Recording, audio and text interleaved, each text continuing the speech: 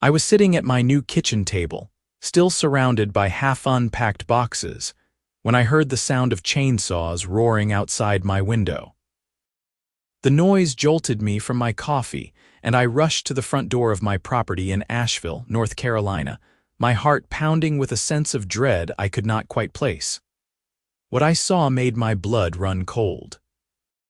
3 men in safety vests were standing on my front lawn with equipment, and one of them had already positioned a ladder against my beautiful Japanese maple tree. I threw open the door and sprinted across the lawn. "Hey, what are you doing?" I shouted over the noise of the chainsaw that had just roared to life. The man on the ladder turned off his saw and looked down at me with confusion written across his weathered face. "We are trimming the trees, sir." "HOA sent us," he called down, his voice matter-of-fact as if this explained everything. "The HOA sent you to trim my trees." I felt my face flush with anger and disbelief. I had closed on this property exactly 3 weeks ago, and nobody had said a single word to me about tree trimming. In fact, the mature trees on this half-acre lot had been one of the primary reasons I had fallen in love with the place. The property featured 6 magnificent trees, including the Japanese maple, 2 towering oaks, a dogwood, and a pair of river birches that created the most beautiful privacy screen from the road. "Yes, sir, we have a work order from the Meadowbrook HOA. Says here we need to trim back all trees that extend over the property line or sidewalk," the man explained, pulling a crumpled paper from his vest pocket. I marched over and snatched the paper from his hand, perhaps more aggressively than I intended, but I was furious. Sure enough, there was my address printed clearly at the top, along with instructions to trim back excessive tree growth per HOA Regulations Section 4.2. The work order was dated yesterday and signed by someone named Patricia Moreland, HOA president.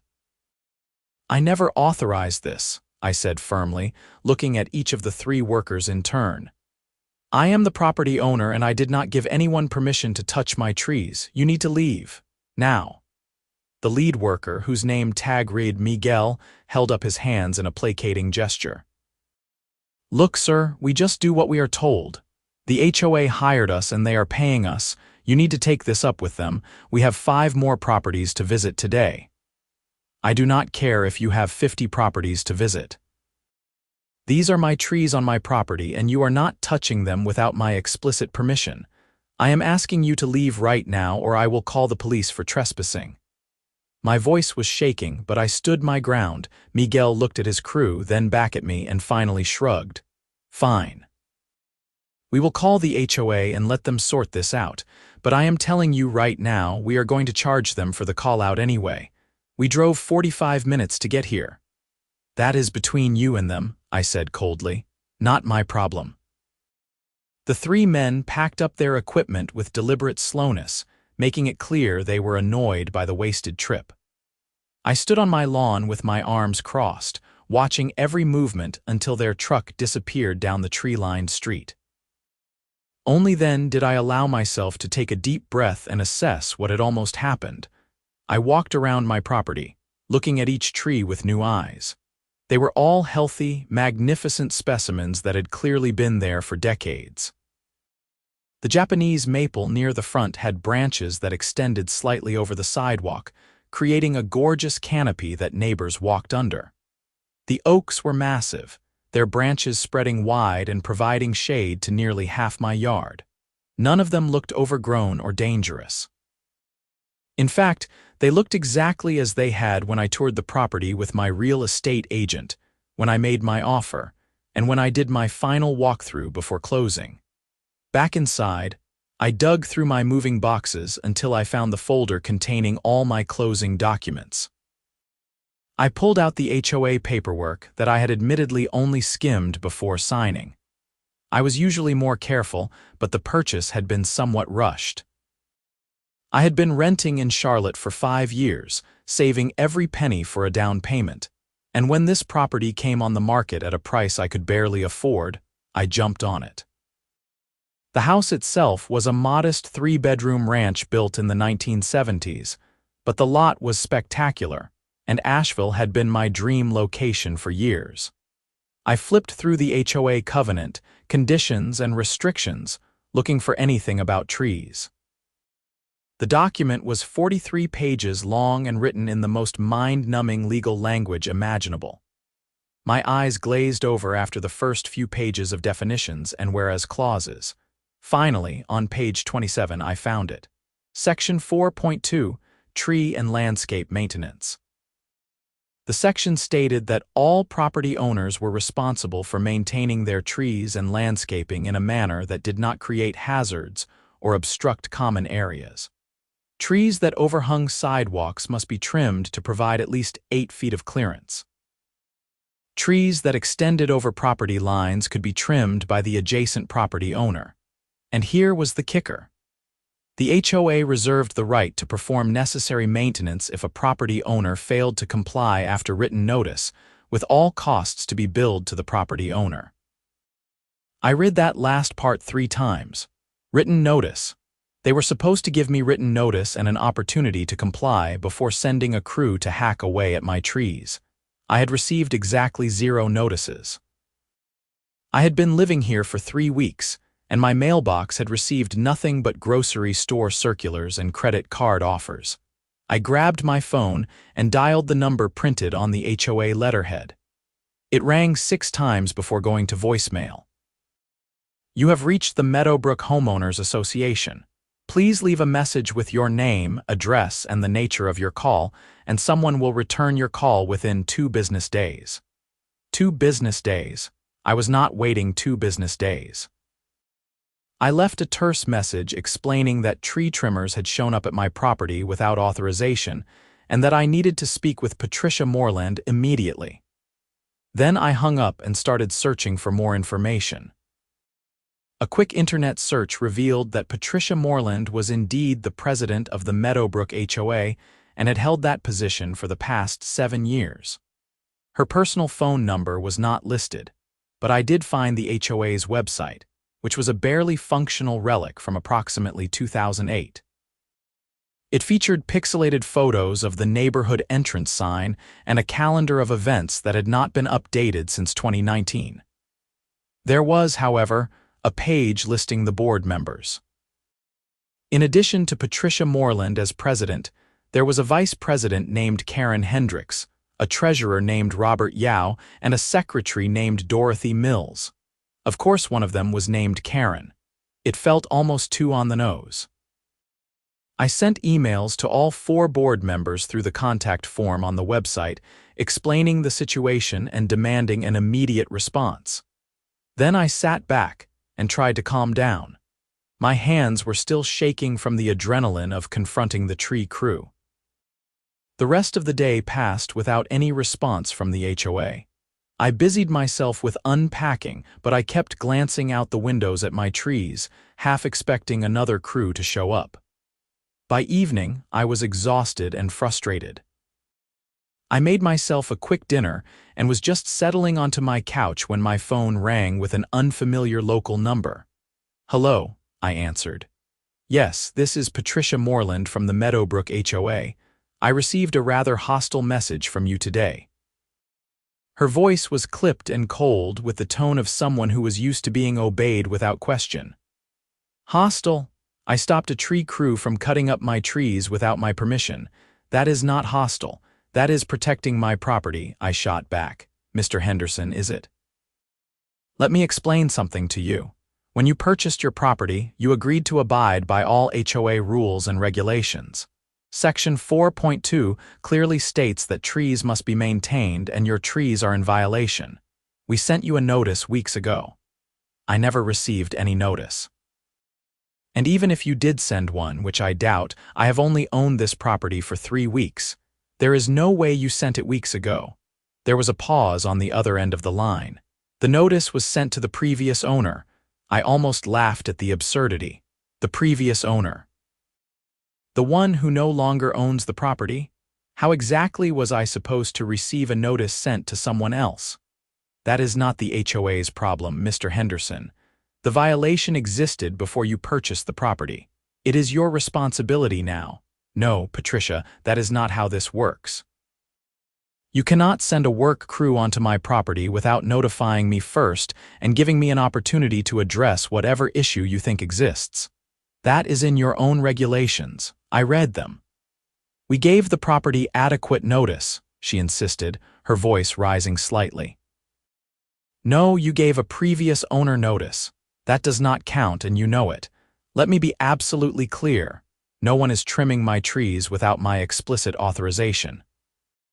If you think there is a legitimate safety issue, you can send me proper written notice, and I will have it assessed by a licensed arborist.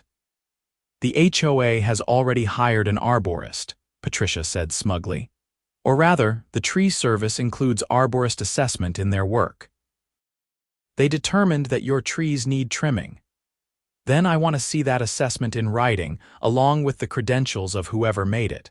And I want proof that this assessment was done recently, not weeks or months ago when someone else owned this property. Patricia's voice turned icy. You are being unreasonable, Mr. Henderson.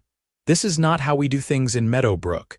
We have standards here and we expect homeowners to comply without all this drama. Drama? You sent people to cut down parts of my trees without telling me. That is not me creating drama. That is you violating basic property rights. Send me the written notice you are required to send. Do it properly this time, otherwise stay off my property. I hung up before she could respond, my heart hammering in my chest. I was not normally a confrontational person. I had spent most of my career as a software developer, working from home and avoiding conflict whenever possible. But something about this situation had ignited a fire in me. These trees were beautiful, mature, and healthy. They were part of what made this property special. And some power-hungry HOA president was not going to destroy them just to flex her authority. The next morning, I woke up determined to be proactive. I made a call to a local arborist company that had good reviews online. The receptionist was friendly and scheduled an assessment for the following afternoon. The arborist, a man named Dale Pritchard who had 30 years of experience, would come out and evaluate all the trees on my property. I also decided to document everything thoroughly. I spent an hour taking detailed photographs of every tree from multiple angles, making sure to capture their size, shape, and position relative to property lines and the sidewalk. I measured the clearance under the Japanese maple's branches where they extended over the sidewalk. At the lowest point, there was 7 feet and 3 inches of clearance. Yes, that was slightly less than the 8 feet specified in the HOA rules, but not by much, and I had never seen anyone have to duck to walk under the branches. That afternoon, I received an email from the HOA. It was a formal notice, addressed to me this time, stating that my property was in violation of Section 4.2 and that I had 14 days to bring the trees into compliance, or the HOA would arrange for the work to be done and bill me for the costs. The email included several photos of my trees, though they were taken from odd angles that seemed designed to make the branches look more invasive than they actually were. At least they were following procedure now, I thought grimly. I replied to the email, stating that I had hired an independent arborist to assess the trees and would respond with his findings. I also pointed out that this was the first proper notice I had received and that the previous attempt to trim my trees had been inappropriate and unauthorized. Dale Pritchard arrived the next day right on time. He was a wiry man in his early 60s with sun-weathered skin and hands that looked like they had spent decades working with trees. He walked around my property with a practiced eye, occasionally stopping to examine bark, check branch angles, or look up into the canopy. "Beautiful specimens," he said as he made notes on a tablet. "That Japanese maple is probably 40 years old. The oaks are even older, maybe 60 or 70 years. Someone planted these with care. The HOA wants them trimmed," I explained. "They say they are violations." Dale raised an eyebrow. "Violations of what, exactly?" I showed him the HOA regulation about the 8-foot sidewalk clearance. He walked over to the Japanese maple and stood under the lowest branch. At 6 feet tall, he had plenty of clearance. This is maybe 3 inches below the 8-foot requirement, he said, measuring with a laser device he pulled from his tool belt. 7 feet 9 inches to be precise. That is well within the margin of error for a mature tree. Branches move with the seasons, with the weight of leaves, with snow. No tree maintains exactly 8 feet all the time. So it is not a real violation, in my professional opinion. No, this is well within reasonable standards. The tree is healthy, the branch structure is sound, and it poses no hazard to pedestrians. If the HOA is insisting on strict 8-foot clearance, then sure, we could take off about 6 inches of growth from that one branch. It would take me about 15 minutes and cost you maybe $75, but it is not necessary from an arborist perspective. We walked around to the other trees. Dale pronounced all of them healthy and properly maintained. The oaks did have some branches that extended over my neighbor's property line, but Dale explained that this was normal and legal. Trees do not respect property lines, he said with a chuckle. Your neighbor has the legal right to trim branches that overhang onto their property, but only up to the property line. They cannot damage the tree or come onto your property to do it. And you cannot be forced to trim branches just because they cross the line, as long as the tree itself is healthy and not causing damage. Can you put all this in writing? I asked. Absolutely. I will send you a full arborist report with photographs, measurements, and my professional assessment.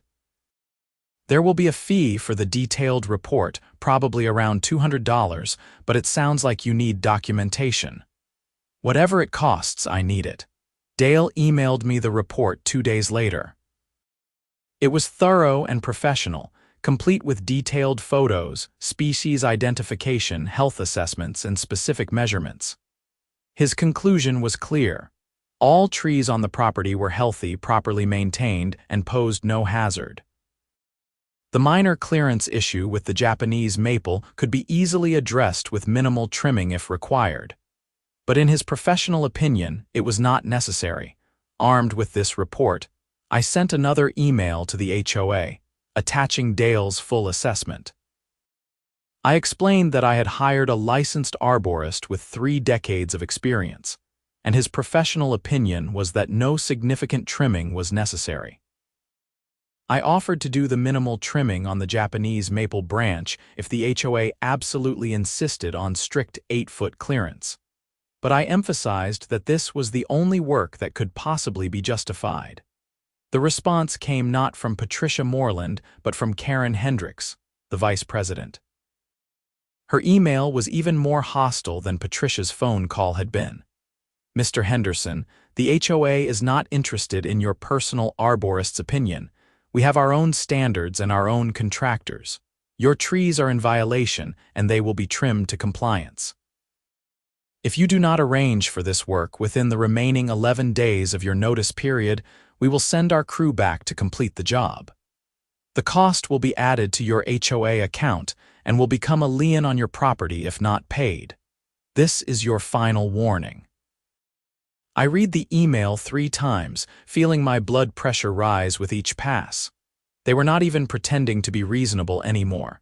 This had become a power play, pure and simple. I forwarded the email chain to a real estate attorney whose name I found through the North Carolina Bar Association website. Her name was Jennifer Cow, and her practice focused on property disputes and HOA issues. Her paralegal called me back within 2 hours and scheduled a consultation for the next morning. Jennifer Cow's office was in downtown Asheville, in a renovated brick building that had probably once been a warehouse. She was a sharp-eyed woman in her 40s who listened to my entire story without interrupting, occasionally making notes on a legal pad. "You have all the documentation?" she asked when I finished. I pulled out a folder containing printouts of all the emails, the HOA regulations, the arborist report, and my photographs. She flipped through everything methodically. "This is actually pretty straightforward," she said after a few minutes. "The HOA failed to give you proper notice before attempting the first round of trimming. That was a clear violation of their own procedures. They have now given you proper notice, but you have responded with a professional arborist report showing that the work they want to do is not necessary. At this point, they are required to justify their position with equal or better evidence. What happens when they send their crew back anyway? I asked. If they come onto your property and perform work without your consent, that is trespassing and destruction of property. You would have grounds to sue for damages, court costs, and possibly attorney fees, but I suspect they will not do that, at least not right away. You do not know Patricia Moreland, I said darkly. Jennifer smiled. Actually, I know her type very well. I have dealt with dozens of HOA boards, and there is always at least one person who treats the position like they are running a small dictatorship. Here is what we are going to do. I am going to send them a letter on my firm's letterhead, outlining your position and making it clear that any unauthorized entry onto your property will result in immediate legal action. That usually gets their attention. How much is this going to cost me? I asked, dreading the answer. My retainer for HOA disputes is $1,500. That covers initial letters, consultation, and review. If this goes to court, we can discuss additional fees, but honestly, most of these cases settle before that. HOAs do not like spending the association's money on legal battles they are likely to lose. I swallowed hard. $1,500 was a lot of money, especially after just buying a house. But what choice did I have? I agreed to her terms and signed the retainer agreement. Jennifer's letter went out the next day via certified mail. It was polite but firm, laying out the legal situation and warning the HOA that unauthorized work on my property would result in legal consequences. She sent me a copy, and I had to admit, seeing my position laid out in formal legal language made me feel significantly better. The HOA's response came exactly one day before my 14-day notice period was set to expire. It was not from Patricia or Karen this time, but from the HOA's attorney, a lawyer named Preston Whitmore. His letter was dismissive and condescending, arguing that the HOA had broad authority to maintain common areas and safety standards, and that my trees constituted a violation regardless of what my arborist said. They lawyered up, Jennifer said when I forwarded her the letter. That is actually a good sign. It means they are taking this seriously and are worried about liability. Let me handle this. Do not respond to anything directly. Over the next week, Jennifer and Preston Whitmore exchanged several letters. The tone remained professional, but the underlying battle was clear. The HOA was insisting on their right to trim my trees. Jennifer was insisting that they had no such right without proving actual necessity and obtaining proper consent. Then things escalated in a way I had not expected. I came home from a grocery run on a Tuesday afternoon to find a notice taped to my front door. It was from the Meadowbrook HOA, informing me that I was being fined $200 for failure to comply with tree maintenance requirements. The notice stated that this fine would be assessed monthly until the violation was corrected. I called Jennifer immediately. They are fining me now, $200 a month, she sighed. That is within their rights under the HOA regulations. They can assess fines for ongoing violations. However, whether your trees actually constitute a violation is still the disputed issue. We can challenge the fines, but it will be part of the overall dispute. So I just have to pay them $200 a month while this drags out. You can pay them under protest, which preserves your right to get the money back later. Or you can refuse to pay and let them add it to your account. Either way, it becomes part of the damages calculation if we go to court. I chose not to pay. I was not going to give the HOA a penny for a fine I believed was unjustified. That decision would have consequences, but I was committed now. The following week, I received another surprise. I got a call from Miguel, the tree crew leader from the first visit, Mr. Henderson. This is Miguel from Precision Tree Service. I wanted to give you a heads up. The HOA is trying to send us back to your property to do the trimming. I told them we would not do it without your permission, and they are threatening to find another company. I thought you should know." I was stunned. "Thank you for telling me. I appreciate your integrity." "Look, man, I have been in this business for 20 years. I know when a job smells bad. Your trees do not need the kind of aggressive trimming they are asking for. It would actually damage the trees, especially that beautiful maple. I will not do it. They can find someone else." After hanging up, I felt a strange mixture of gratitude and dread. Miguel was standing up for what was right, but it also meant the HOA was actively looking for someone who would do the job. And in every industry, there are people willing to cut corners for money. My fears were confirmed 2 days later when I saw a different truck parked in front of my house. This one belonged to Quick Cut Landscaping, and the crew was already unloading equipment. I ran outside, still wearing my house slippers. "Stop! You do not have permission to be here," I shouted. A heavy-set man with a clipboard turned to face me. "You Mr. Henderson?" "Yes, and you need to leave. I have not authorized any work." He held up the clipboard. "I got a work order from the HOA. Says right here we are supposed to trim back all the trees on this property that violate HOA standards. That work order is not valid without my permission. This is my property and I am telling you to leave right now." The man looked uncertain. "The HOA is paying us. They said you were giving them trouble but that they had the authority to do the work." I pulled out my phone. "I have an attorney and I am calling the police for trespassing if you do not leave immediately. Your choice." That did it. The crew packed up and left, though not before the foreman made a call, presumably to Patricia or Karen. I went inside and immediately called Jennifer. "They just sent another tree crew. I stopped them, but this is getting out of hand." "I will file for a temporary restraining order," Jennifer said without hesitation. "This has gone past a simple dispute. They are harassing you at this point." The restraining order hearing was scheduled for the following week. In the meantime, Jennifer advised me to document everything and to call the police if anyone else showed up. She also filed a formal complaint with the HOA board, putting on record all the violations of procedure and the harassment I had experienced. The night before the hearing, I could barely sleep. I kept playing out scenarios in my head, imagining hostile judges or clever arguments from the HOA's attorney that I had not anticipated. But when the hearing actually happened, it was almost anticlimactic. The judge, a middle-aged woman with sharp features and reading glasses that she peered over when she was annoyed, listened to both sides for about 30 minutes. Jennifer presented all our documentation: the Arborist report, the photos, the timeline of events, and the evidence of the HOA's multiple attempts to perform unauthorized work on my property. Preston Whitmore argued that the HOA had broad authority to maintain standards, and that I was being unreasonably obstinate about a simple tree trimming.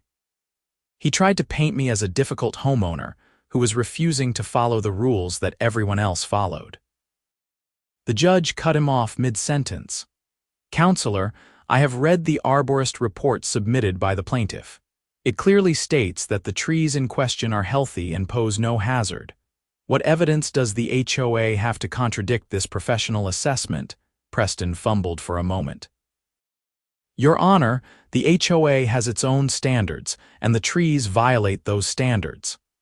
Having standards is one thing. Enforcing those standards by repeatedly trespassing on private property is another. The HOA gave improper initial notice, and when proper notice was given, the homeowner responded with a professional assessment. That is more than reasonable. The temporary restraining order is granted. The HOA and its agents are prohibited from entering the plaintiff's property or performing any tree trimming without explicit written consent from the property owner. We will schedule a full hearing on the merits in 60 days. I felt a wave of relief so intense that my knees went weak. Jennifer squeezed my arm and whispered, "That was a good outcome."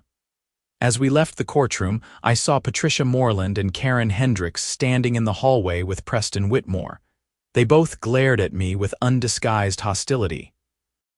Patricia looked like she had been sucking on a lemon, her lips pursed so tight they were almost white. Karen's face was flushed red, and she was whispering furiously to Preston, who was trying to calm her down. I kept walking, following Jennifer out of the courthouse. I did not want another confrontation, and I certainly was not going to gloat. But I would be lying if I said I did not feel a sense of satisfaction. The restraining order bought me time, but it did not solve the underlying problem. The HOA was still insisting my trees were violations, and I was still being fined $200 a month.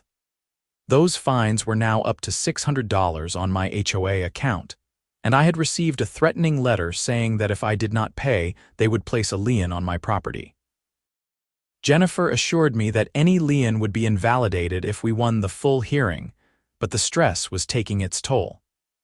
I was having trouble sleeping, trouble concentrating on work, and I found myself constantly watching out the windows for unfamiliar vehicles. About 3 weeks after the restraining order hearing, something happened that changed the entire trajectory of the case. I received a call from a number I did not recognize. When I answered, a woman's voice said, "Mr. Henderson, my name is Deanne Foster. I live 3 streets over from you in Meadowbrook. I heard about your dispute with the HOA. Okay, I said cautiously. I wanted you to know that you are not the only one. Patricia and Karen have been abusing their positions for years. They have targeted multiple homeowners with bogus violations and excessive fines. Most people just pay because it is easier than fighting, but I think what you are doing is brave, and I wanted to offer my support." "I appreciate that," I said, feeling a flicker of hope. "Can you give me specific examples?" Deanne could and did. She told me about her own experience 2 years earlier when the HOA had insisted she repaint her house trim because the shade of white she had used was not approved, even though it was identical to several other houses in the neighborhood. She showed me how Patricia had a list of approved contractors who happened to be friends or relatives, and how homeowners were pressured to use these contractors even when better options existed. She mentioned another homeowner who had been fined repeatedly for parking a truck in his driveway, even though the HOA rules only prohibited commercial vehicles, and his truck was personal. "Would you be willing to testify or provide a statement for my case?" I asked. "Absolutely. And I know at least 3 other people who would too. Patricia and Karen have made a lot of enemies.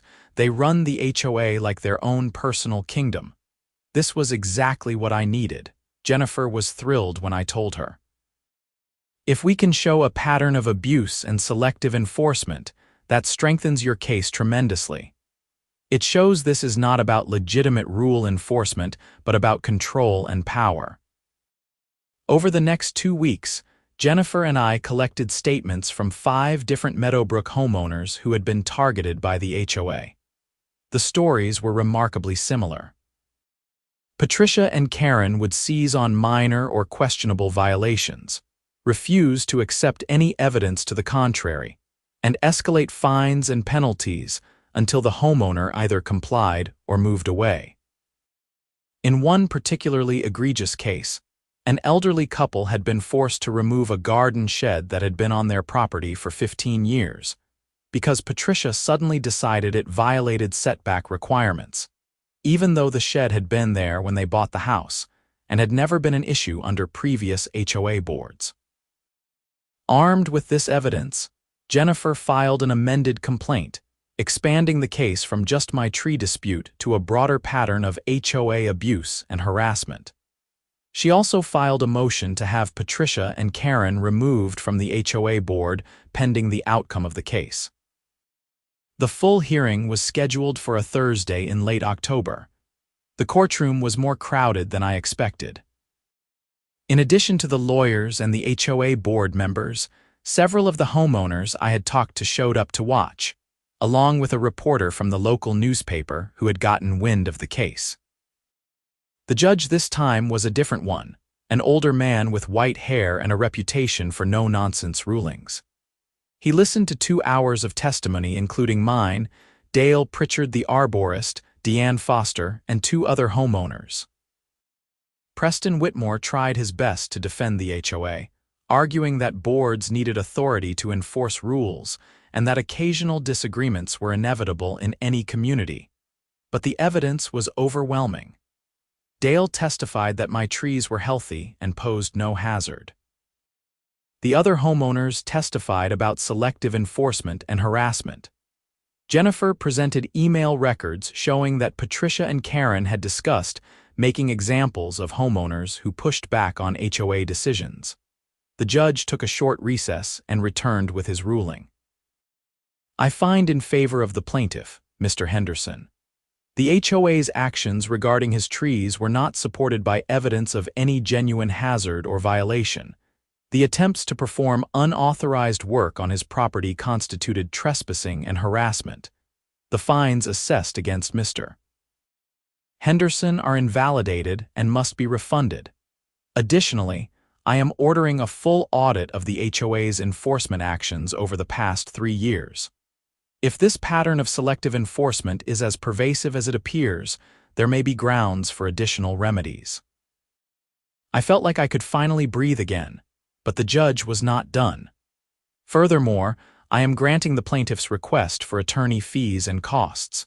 The HOA will reimburse Mr. Henderson for all reasonable legal expenses incurred in defending against these improper actions.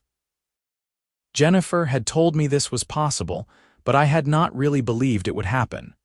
HOAs rarely had to pay attorney fees unless their actions were particularly egregious. Apparently, the judge thought these qualified. As we filed out of the courtroom, I saw Patricia and Karen in heated discussion with Preston Whitmore.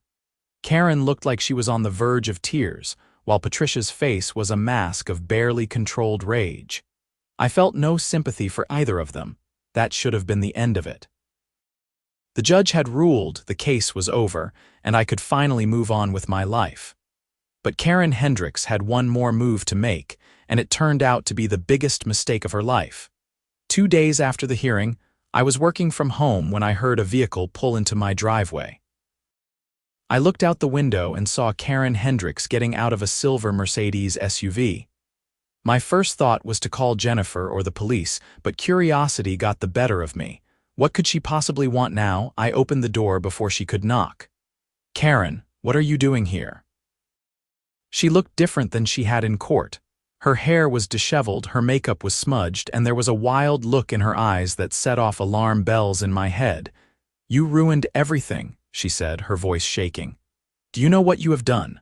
The HOA is in chaos. Patricia resigned this morning. Half the board wants to quit. We are going to be sued by other homeowners now because of you, all of this because you could not just trim your stupid trees. Karen, you need to leave. We have nothing to discuss. No, you are going to listen to me." She pushed past me into my house before I could stop her. "You think you won. You think this is over. I am going to make your life hell. I am going to find every tiny violation I can, and I am going to make sure you regret ever moving into this neighborhood. Get out of my house right now, or I am calling the police." I pulled out my phone. Karen's eyes darted around my living room, and then she did something completely insane. She grabbed a vase off my entry table and threw it against the wall, where it shattered into dozens of pieces. "There. Destruction of property. Now you have something to report," she screamed. I had already dialed 911. "Yes, I need police at 428 Maple Grove Drive.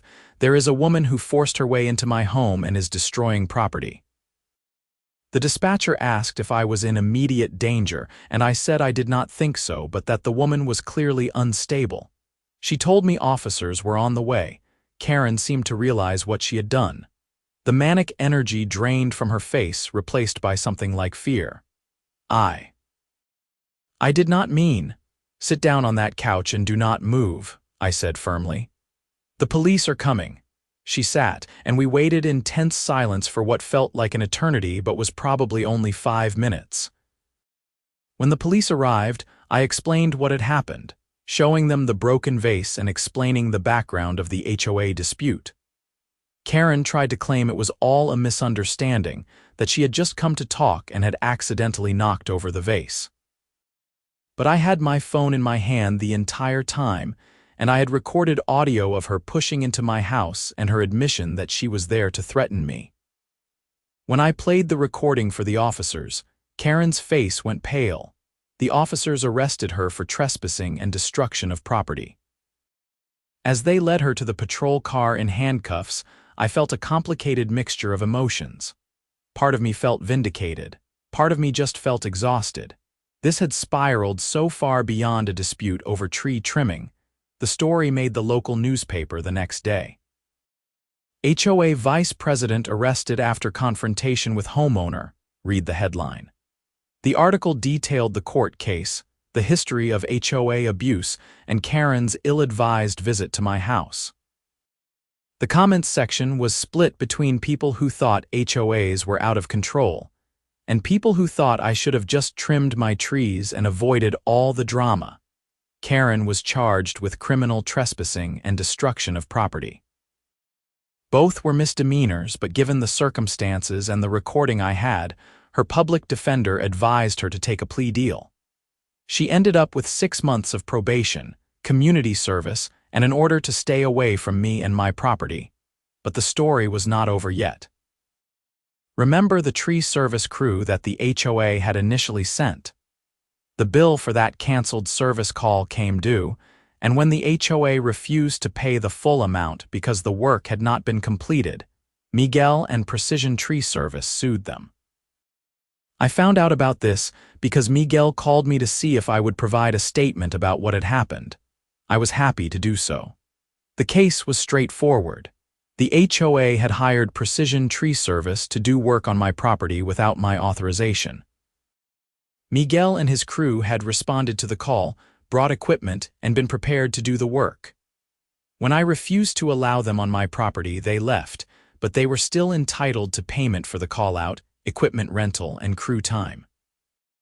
The HOA argued they should not have to pay because no work was actually done. But the contract they had signed with Precision Tree Service included language about cancellation fees and call-out charges. Moreover, the reason no work was done was because the HOA had failed to obtain proper authorization from the property owner. That was not Precision Tree Service's fault.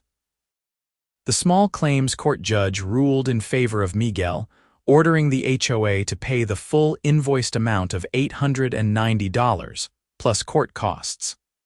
I followed the case through public records, and when I saw the judgment, I could not help but smile. That $890 represented so much more than just a service fee. It was accountability. It was proof that the HOA could not just bulldoze over people without consequences. I sent Miguel a congratulatory text. He replied, "Thanks, man. Honestly, the money is not even the point. It is about doing things right. I am glad you stood up to them." In the end, I received a check from the Meadowbrook HOA for $3,214.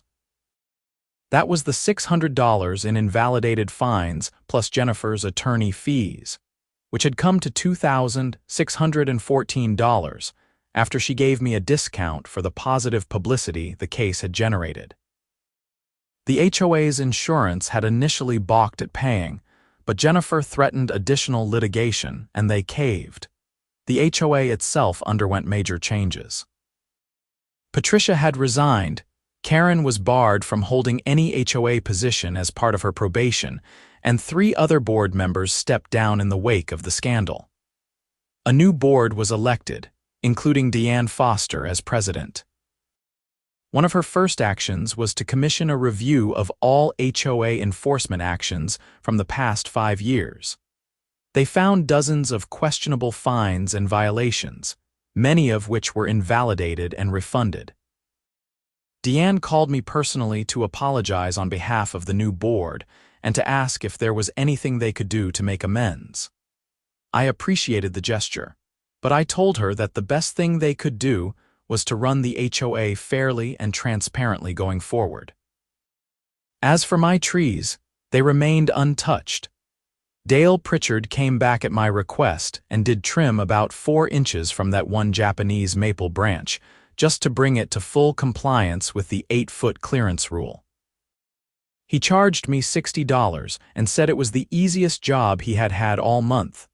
I settled into life in Meadowbrook cautiously at first, still half expecting another confrontation. But as weeks turned into months, the neighborhood began to feel like home. Neighbors who had been watching the drama from the sidelines started introducing themselves, many of them thanking me for standing up to Patricia and Karen. I learned that the two women had created an atmosphere of fear and control that had poisoned the community for years. One neighbor, an older gentleman named Frank who lived 2 doors down, brought me a bottle of bourbon as a thank you gift. I got fined 3 times for parking my boat in my driveway, he told me over drinks on my porch. Each fine was $150. The thing is, my driveway is completely hidden from the street by a fence. Patricia was literally coming onto my property to check if the boat was there. I just paid the fines because I did not want the hassle. I should have fought back like you did.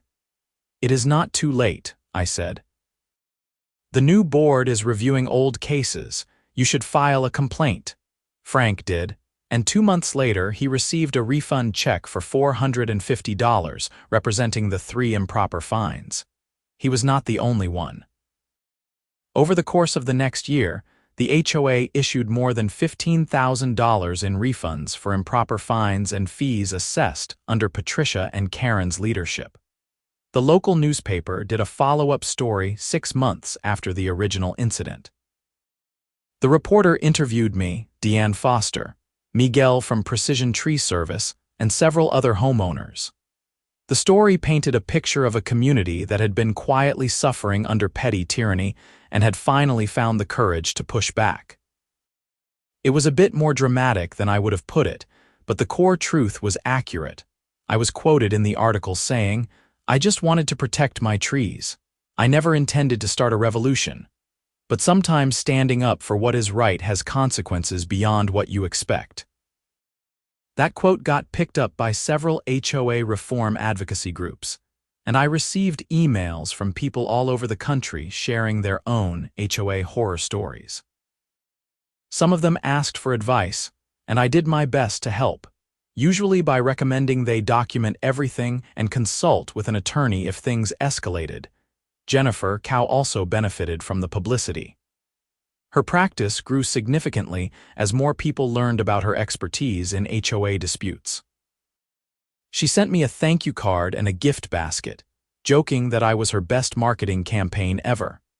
As for Patricia Moreland, I heard through the neighborhood grapevine that she had moved out of Meadowbrook entirely, selling her house and relocating to a different part of Asheville.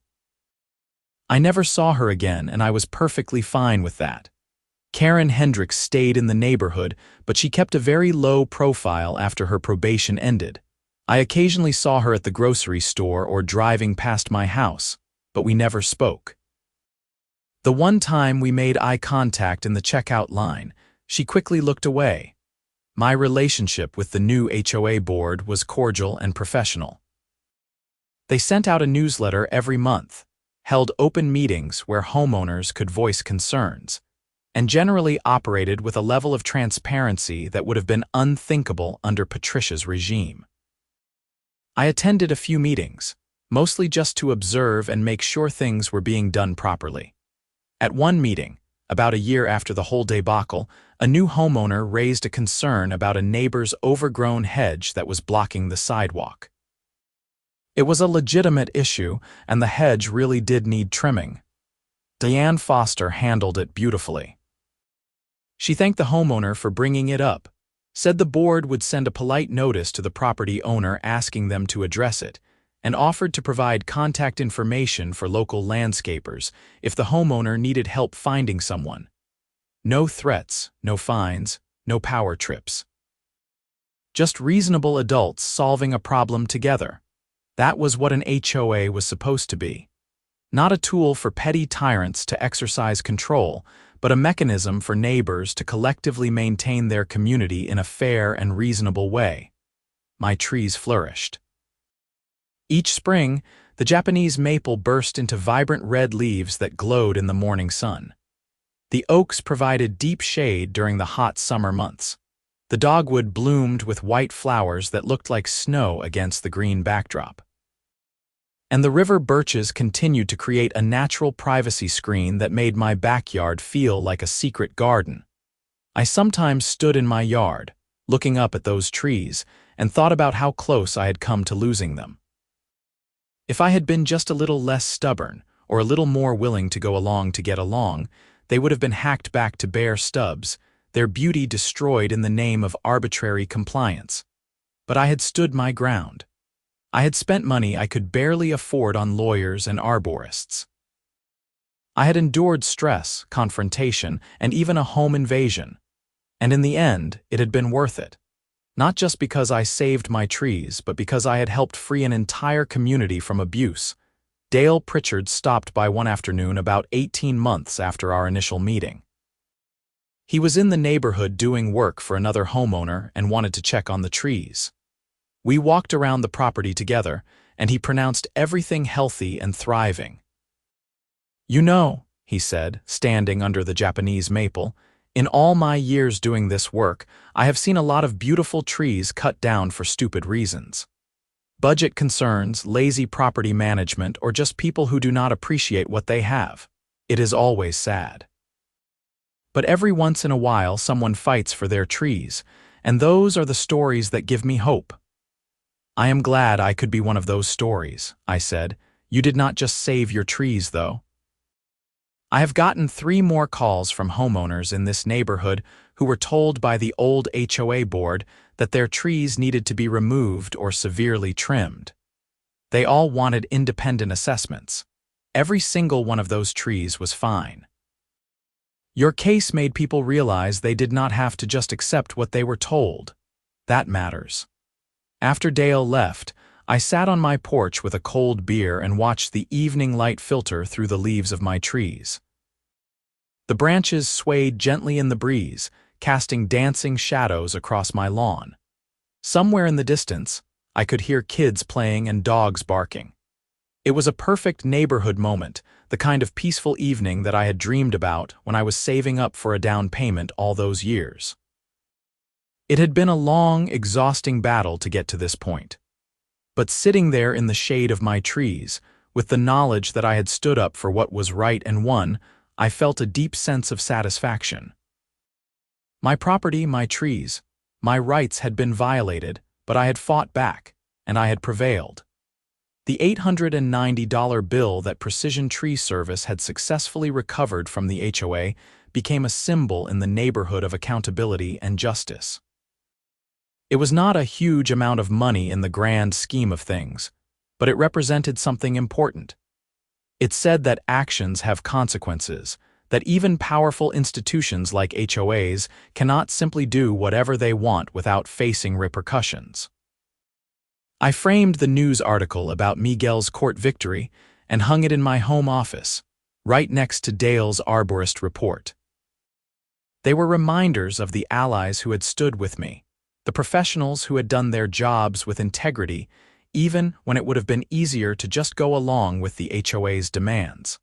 Life moved on, as it always does. I continued working from home, enjoying my property, and slowly becoming a real part of the Meadowbrook community. I made friends with neighbors, joined a local hiking group, and even volunteered with a tree planting initiative in downtown Asheville. But I never forgot the lessons I learned during that battle with the HOA. I learned that sometimes you have to stand up for what is right, even when it is expensive and scary. I learned that bullies, whether individuals or institutions, count on people being too tired or too intimidated to fight back. And I learned that when you do fight back, you often discover that you are not alone. There are other people who have been waiting for someone to take a stand. The trees on my property grew a little taller each year. The Japanese maple's canopy spread wider, its branches reaching out like welcoming arms. The oaks added ring after ring to their trunks, marking the passage of time and the continuation of life. And I stood beneath them, grateful for their shade, their beauty, and the reminder they represented of a battle fought and won in the end. The HOA's attempt to trim my trees without permission had cost them dearly. Between the lawyer fees they had to pay me, the refunds they issued to other homeowners, Miguel's $890 judgment, their own attorney fees, and the reputational damage that led to the complete turnover of their board, the total cost was probably north of $50,000. All of that because two power-hungry board members could not accept that a homeowner had the right to question their authority. All of that because they tried to trim trees that did not need trimming on property that was not theirs, without permission from the owner. It was a high price to pay for arrogance, but it was a price that needed to be paid. And I was glad that I had been the one to hold them accountable, even though I never wanted or expected to be in that position. The story spread beyond Meadowbrook, beyond Asheville, even beyond North Carolina. I received messages from homeowners in California, Texas, Florida, and a dozen other states, all sharing their own HOA nightmare stories and thanking me for fighting back. Some of them were inspired to challenge their own HOAs. I heard from several people who successfully fought improper fines or rules after following similar strategies to mine. Document everything, get professional assessments, hire a good attorney, and do not back down. One woman in Oregon sent me a particularly touching email. She had been fighting her HOA for 2 years over a fence dispute. They insisted her fence was too tall, even though it met all local code requirements. She was on the verge of giving up and just paying to have the fence shortened when she read about my case. It gave her the courage to keep fighting. She eventually won, and her HOA had to reimburse her legal fees and issue a formal apology. Your story reminded me that I was not crazy, that I was not being unreasonable, she wrote. Sometimes we just need to know that someone else has been through the same thing and come out the other side. Thank you for sharing your experience. I replied to as many of these messages as I could, always emphasizing the importance of documentation and professional support. I was not a lawyer or an expert, just a guy who had been pushed too far and decided to push back. But if my experience could help other people stand up for their rights, then the whole ordeal had an additional layer of meaning. The seasons continued their cycle. Fall brought a spectacular show of color as the leaves on my trees turned gold, orange, and deep red. Winter stripped the branches bare, revealing the elegant structure of trunk and limbs. Spring brought new growth and fresh green leaves, and summer wrapped my property in lush, cooling shade. Through it all, I remained grateful. Grateful for my home, for my trees, for the community that had come together to demand better leadership, and for the justice system that had ultimately sided with common sense and property rights over bureaucratic overreach. I never wanted to be the guy who fought his HOA. I never wanted to be a cautionary tale or an inspiration or a news story. I just wanted to live in my house, work my job, and enjoy the beautiful trees that had drawn me to the property in the first place. But sometimes life does not give you the options you want. Sometimes you are forced to choose between giving in to bullies or standing your ground. And when that moment comes, you discover what you are really made of. I stood my ground. I protected my trees. And in doing so, I helped liberate a community and reminded people that they have rights, that those rights matter, and that those rights are worth fighting for. The trees stand tall on my property today, their branches reaching toward the sky, their roots deep in the earth. They were here long before I arrived, and with proper care, they will be here long after I am gone. They survived storms, droughts, diseases, and the threat of an overzealous HOA. They are resilient, strong, and beautiful, just like the community that finally found its voice and demanded better. Just like the homeowners who refuse to be bullied anymore. Just like anyone who stands up for what is right, even when the cost is high and the outcome is uncertain. The story of my trees, my HOA battle, and the $890 Arborist bill that became a symbol of accountability is ultimately a story about justice. Not the grand, dramatic justice of movies and television, but the small, hard-won justice of everyday people refusing to be pushed around. It is a story about trees, yes.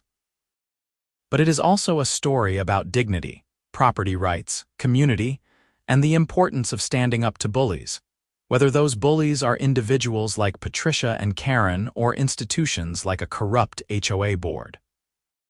And every time I look at those trees, every time I walk beneath their branches or sit in their shade, I am reminded of what we accomplished.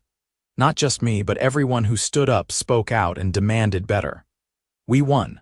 The trees won, and justice in the end prevailed.